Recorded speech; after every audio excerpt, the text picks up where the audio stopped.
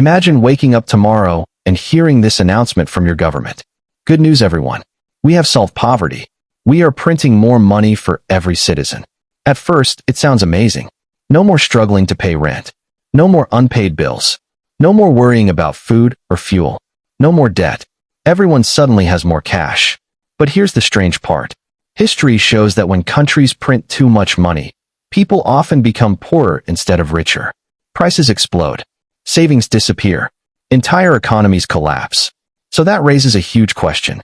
If governments can literally create money from nothing, why can't they just print more and make everyone rich? Why do people still work long hours? Why do taxes exist? Why does poverty continue? And if printing money is dangerous, then why do central banks keep doing it? Today, we are going to uncover the truth behind money itself.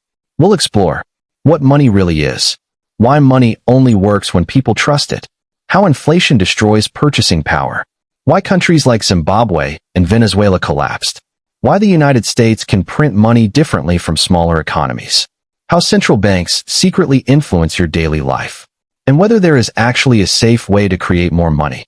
By the end of this video, you will understand one of the most important economic concepts in the world. And once you understand it, you'll never look at money the same way again. Let's begin. Section 1. What is money really? Before we understand why printing more money can be dangerous, we first need to understand what money actually is. Because money itself is strange. Think about it. A paper bill has almost no real value.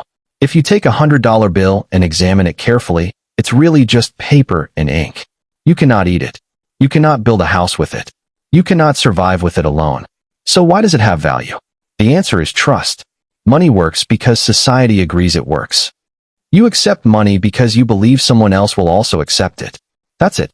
Money is basically a shared belief system. Thousands of years ago, people traded using barter. A farmer might exchange rice for fish.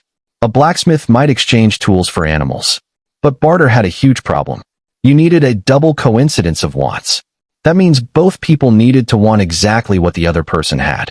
Imagine trying to buy shoes using bananas. What if the shoe seller doesn't want bananas? Trade becomes difficult. So societies created money as a middleman. At first, people used things with real value. Gold, silver, salt, shells. Gold became especially important because it was rare, durable, divisible, and difficult to fake. For centuries, currencies were backed by gold. That meant governments promised that paper money could be exchanged for real gold. But over time, most countries abandoned the gold standard.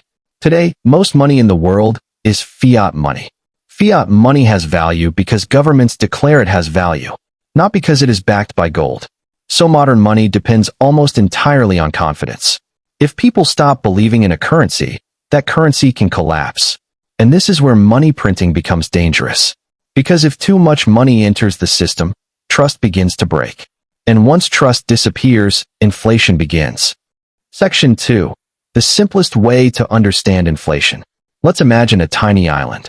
On this island, there are only 10 people, 10 loaves of bread, and $100 total in the economy. That means, on average, each loaf of bread may cost around $10. Simple. Now imagine the government suddenly prints another $900. Nobody produced more bread. No new farms appeared.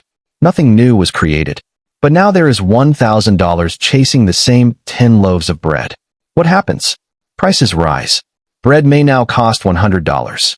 Notice something important. The island did not become richer. There is still the same amount of bread. The only thing that changed was the amount of money. This is one of the most important ideas in economics.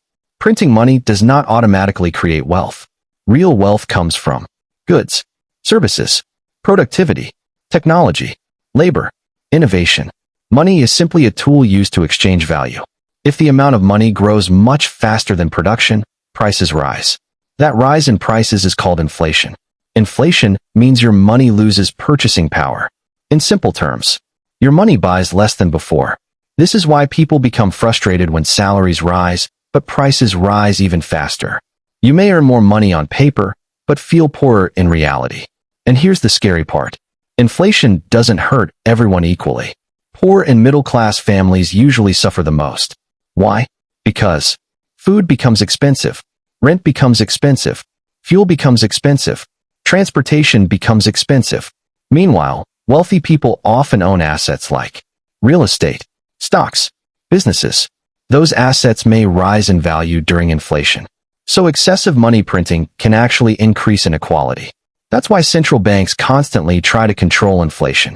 Not too high, not too low, because both extremes can damage an economy. Section 3. Why governments print money in the first place. At this point, you may be wondering, if printing too much money is dangerous, why do governments print money at all? Good question. The answer is because economies need money to grow. Imagine an economy expanding every year. More people, more businesses, more products, more trade. If the money supply never increased, economic activity could slow down. A growing economy usually needs a growing money supply. Central banks therefore print or digitally create money carefully. The goal is balance. Not too much, not too little. In many modern economies, central banks aim for around 2% inflation per year. Why? Because mild inflation encourages spending and investment. If people expect prices to rise slightly in the future, they are more likely to buy homes, invest in businesses, spend money today. But if prices constantly fall, people may delay spending. That can slow the economy. So moderate inflation is actually considered healthy. Now let's talk about how money is really created. Because most people imagine giant printing machines producing endless cash. But physical cash is only a tiny fraction of modern money. Most money today is digital. Banks create money through lending. Here's how. Suppose you deposit $1,000 in a bank. The bank doesn't keep all that money locked away. It lends a large portion to someone else. That borrower spends the money. Then the receiver deposits it into another bank. That bank lends part of it again. This process repeats across the financial system. In effect, banks create new money through credit. That means debt plays a huge role in modern economies. And central banks influence this system using interest rates. When interest rates are low, borrowing becomes cheaper. Spending increases. Businesses expand. When interest rates rise, borrowing slows. Spending decreases. Inflation may cool down. So money creation is deeply connected to the banking system. And during crises, central banks sometimes create massive amounts of money. Which brings us to one of the most controversial policies ever. Quantitative easing. Section 4. What is quantitative easing? During economic crises, governments and central banks panic. Why? Because modern economies run heavily on confidence. If businesses stop investing, if consumers stop spending, if banks stop lending, the economy can freeze. That's exactly what happened during the 2008 financial crisis. Banks collapsed. Housing markets crashed. Millions lost jobs. To prevent a complete economic disaster, central banks stepped in, especially the United States Federal Reserve. The Fed began creating enormous amounts of money electronically. This policy became known as quantitative easing, or QE. Here's the simplified version. The central bank creates new money digitally, then uses that money to buy financial assets like government bonds. This injects liquidity into the financial system. The goal is to lower interest rates, encourage lending, support markets, prevent economic collapse. And during COVID-19, central banks printed even more money. Trillions of dollars entered the global economy. Stimulus checks, business support, emergency loans. At first, many people celebrated. But later, inflation surged worldwide. Food prices rose. Fuel prices rose. Housing prices exploded. And suddenly the entire world was reminded of an important lesson. Printing money may solve short-term pain, but it can create long-term problems, especially if production cannot keep up. And this leads us to the extreme cases. What happens when governments completely lose control?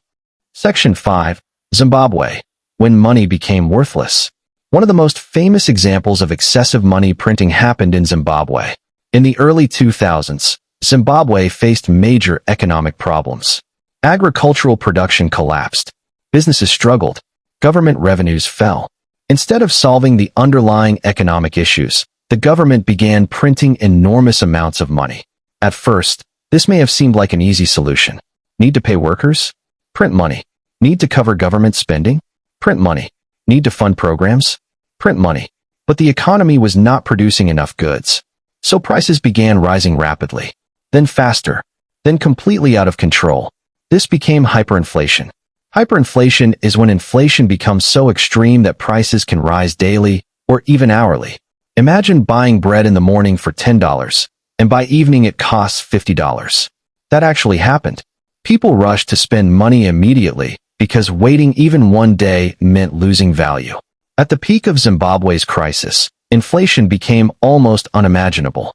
The government printed trillion-dollar banknotes. Yes, trillions. But those notes could barely buy basic goods. People carried bags of cash to buy groceries.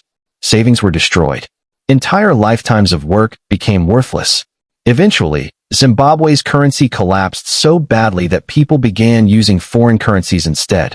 Now think carefully about this. The government technically created huge amounts of money, but the country did not become richer. In fact, society became poorer. Because real wealth is not paper money. Real wealth is production, food, factories, energy, infrastructure, skills, technology. Money is only useful if it represents real economic value. And when governments create too much money without creating more value, trust collapses. Section 6. Venezuela and the collapse of a currency. Another powerful example is Venezuela. Venezuela has some of the world's largest oil reserves. For years, oil exports funded government spending. But when oil prices crashed and economic management failed, the government faced enormous financial pressure. Instead of reducing spending or fixing structural problems, massive money printing began. The result? Hyperinflation. Prices exploded.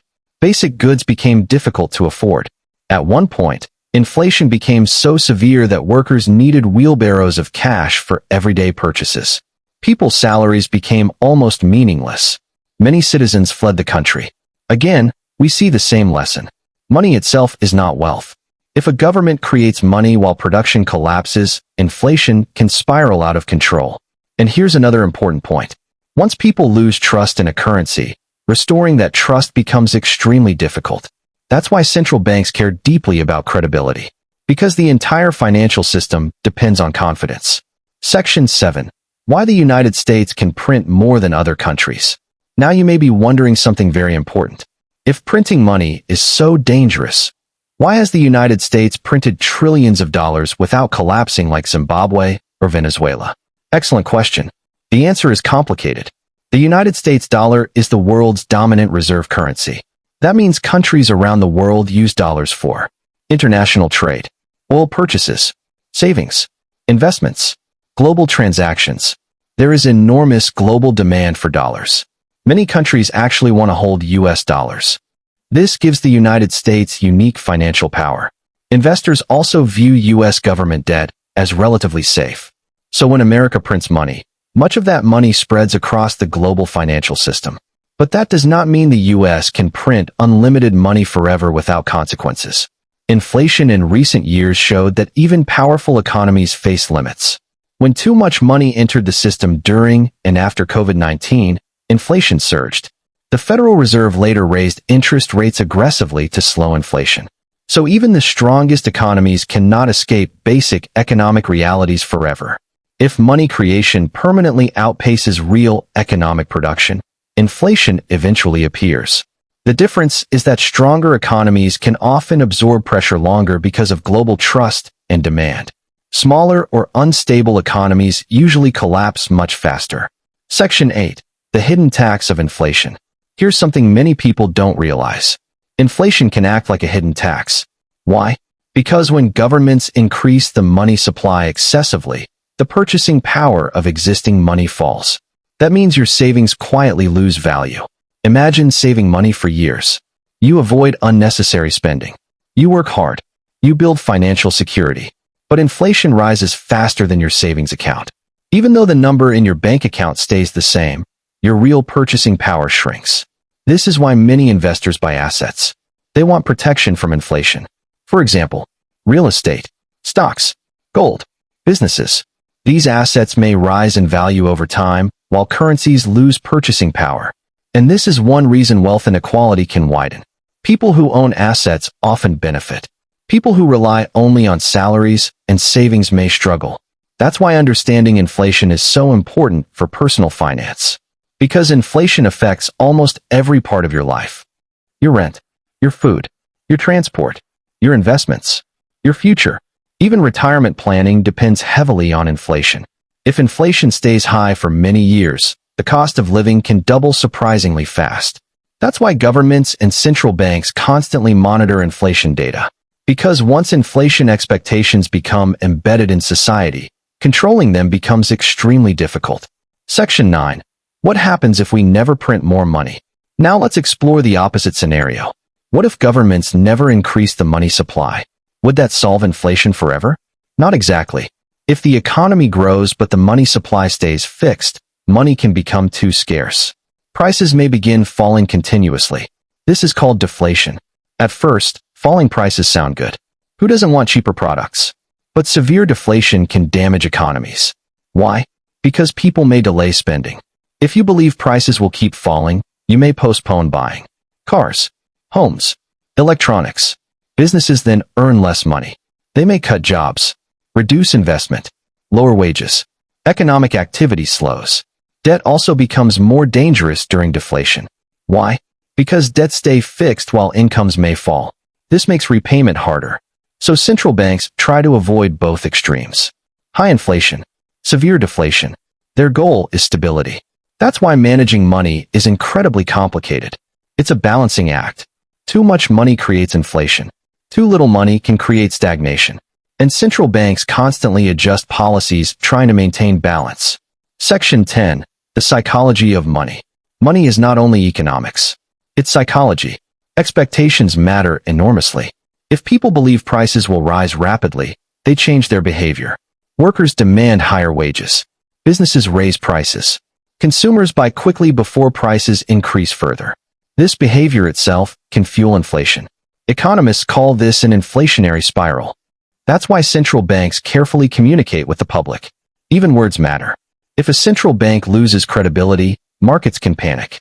Currencies may weaken. Investors may flee. Borrowing costs may rise. Modern economies, therefore, depend heavily on confidence. Confidence in governments, central banks, financial systems, future stability. Once confidence breaks, economic problems can spread rapidly. That's why financial crises often move like dominoes. Fear spreads. People react emotionally. Markets become unstable. Money may look mathematical, but human psychology plays a massive role. Section 11. Digital money, cryptocurrency, and the future. Today, the world is entering a new era of money. Digital payments dominate many economies. Cash usage is declining. And cryptocurrencies introduced an entirely new idea. What if money existed outside government control? Bitcoin was created partly as a reaction to central bank money printing after the 2008 financial crisis. Unlike traditional currencies, Bitcoin has a limited supply. Only 21 million Bitcoins will ever exist. Supporters argue this makes Bitcoin resistant to inflation caused by money printing. Critics argue cryptocurrencies are too volatile to function as stable money. Meanwhile, governments are developing central bank digital currencies, often called CBDCs. These are digital forms of national currencies. The future of money may therefore become increasingly digital. But regardless of technology, one principle remains unchanged. Money only works when people trust it. Whether it's paper money, digital money, or cryptocurrency, confidence is everything. Section 12. So, why can't we just print more money? Now we can finally answer the big question. Why can't we just print more money? Because printing money does not automatically create real wealth. If governments create money faster than the economy produces goods and services, prices rise. And when prices rise too much, savings lose value. Salaries lose purchasing power. Economic instability grows. Trust in the currency weakens. In extreme cases, societies can experience hyperinflation and economic collapse. Real prosperity comes from productivity, from people creating value. Factories, technology, education, infrastructure, innovation, efficient businesses, strong institutions. Money is only a tool, a symbol representing economic activity. Creating more symbols without creating more value eventually weakens the symbol itself. That's the core truth. And this is why economics is often about trade-offs. There are no magical shortcuts. Governments can create money temporarily to stabilize economies during crises.